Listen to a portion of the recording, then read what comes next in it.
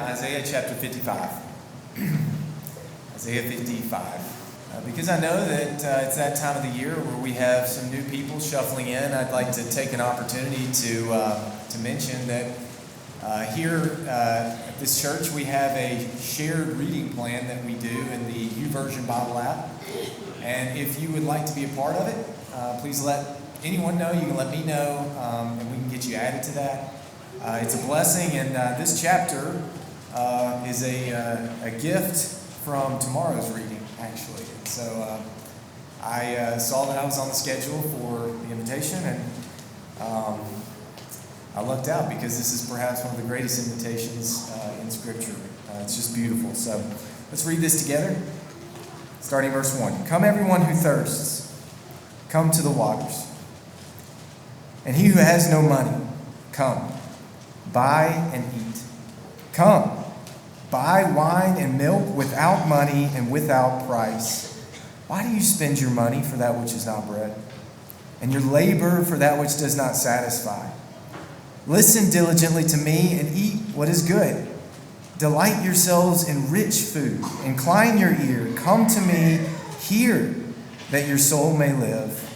And I will make with you an everlasting covenant, my steadfast, sure love for David. Have you ever experienced in life, you've had a pursuit, something that in your mind you believed, like if I could just have that thing, if I could achieve this thing, this goal in my life, I just know that it's going to satisfy, that it's going to be the thing that finally makes me feel whole and at home in this place, that I'm seeking after purpose in my life and meaning. And I know that if I just accomplish this thing, or if I get to this milestone, or if I only had that thing, then I know that thing would finally satisfy this longing that I have, this hunger that I have in my life. I'm willing to spend anything to fill that hole that's inside me.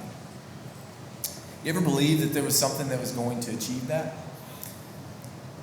Maybe right now that's what we're doing. Maybe we're chasing something, and maybe we've told ourselves that yes, this is going to be the thing. I'm going to tell you a story. I probably told this story here before, but when I was 5 years old, I don't know if you ever, in school, when it was about to be Christmas, you had those it was like an Advent kind of calendar thing, but it was like the Santa Claus beard, and you should put cotton balls on it until you could get to the 25th, or the 24th, or whatever it was. And I was in school, and at 5 years old, in kindergarten, I believed that was the thing, right? That Christmas was the thing that was going to satisfy, and it would be the best thing ever. I mean, I didn't think of it like this, like it was going through the existential questions of life. I was just a kid, and so, but I knew that Christmas was going to be awesome, and I couldn't wait. And it just it came, and then I couldn't sleep the night before, and then I woke up and I got presents. I think I got a BB gun that Christmas, and it was great. But I'll never forget, I was on my porch the morning, it was probably 10 o'clock in the morning, Christmas Day, and I'm sitting there trying to figure out how to pump this BB gun, and I'm just there by myself, and I had this feeling, I was like, I wonder how many days it is till the next Christmas. I mean, instantly. I mean, that's what I'm thinking. I'm sitting there, and I'm not even enjoying, in my 5-year-old brain, I think it's all there. I've gotten exactly what I wanted. I got exactly what I asked for, and I'm right there, and I should be filled, and I should be satisfied. But at 5 years old, I had this feeling of just this uncertainty about, why don't I feel better about this right here, in this moment?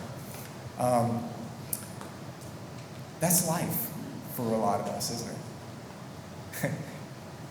That's silly. That was me at 5 years old. But it was my first experience in life that things that we think are going to satisfy, they never really do they? And now, as an adult, it's adult things. I think that maybe if I just find, I'm in school right now, a lot of us in school, and you think, I'm single, and if I could just get in a relationship, I know that would be the thing. That's what I need. And it'll make me feel whole. I'm lost right now. I'm only one person, but if I could have a relationship, if I could have a girlfriend or boyfriend. Maybe one day get married. That's going to be the thing that will satisfy. That's what I need to fill me up. Maybe you get in a relationship, and maybe this has happened to you, and you realize that you were trying to ask somebody else to fulfill. We've talked about idolatry in the Ezekiel class. That's what we do. We ask somebody in a relationship to fill us up in a way that they never are going to be able to. And in disappointment, we may move on to the next thing. We may say, you know what? I'm going to put my head down and study, and I'm going to ace every test, and I'm going to get through engineering school, or I'm going to get through business school, and I'm going to go find the career. And when I get in that career, I'm going to find the satisfaction that I crave. And then you get there, and it's not what you thought.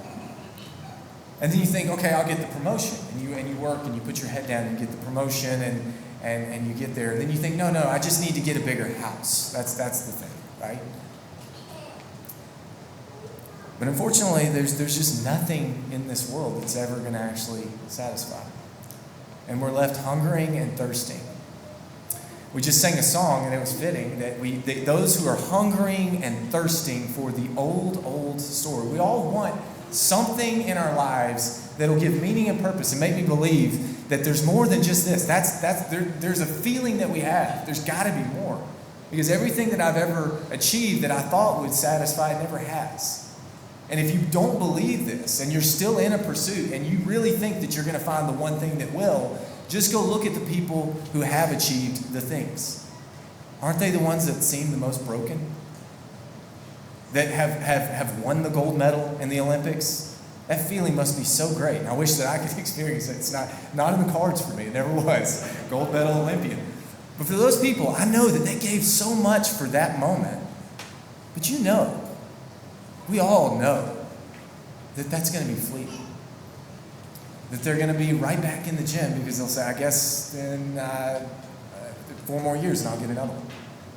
Maybe that'll make me feel better, to have 2. Right here, what God is saying is that He's inviting all of us to come and be truly satisfied. The greatest invitation, the gospel invitation, spoken through Isaiah. God saying, I know that you feel that you're missing something. I'm aware that you are hungering and thirsting. And fortunately for you, you don't have to be good enough. You don't have to submit your resumes. You don't have to give me enough money, enough sacrifice. I'm going to give you what you need, and it's without cost to you. Why don't you just come and accept that?